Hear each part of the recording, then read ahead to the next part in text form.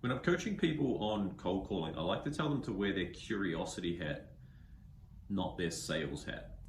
What I mean by the curiosity hat versus the sales hat is in the way that you exhibit certain behaviors. So let's take a look at a couple of examples. When you're wearing your curiosity hat, you'll be listening with the intent to understand what the prospect is saying, right? Whereas when you're wearing your sales hat, you might be listening, not listening, but just simply waiting for your turn to say something, right? Or listening with the intent to respond as opposed to listening with the intent to understand.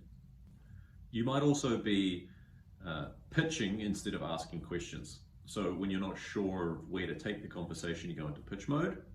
When you're wearing your sales hat, if you're wearing your curiosity hat and you're not sure where to take it, you'll ask another question as opposed to pitching.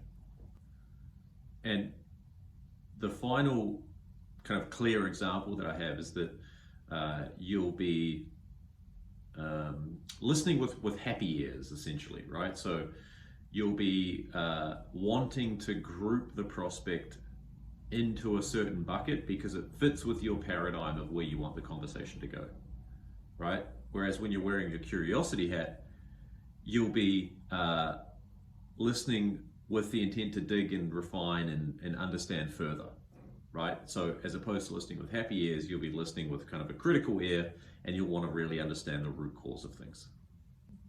All right, so basically to sum this up, to make sure you're wearing your curiosity hat, number one, make sure that you're listening with the intent to understand, not the intent to respond.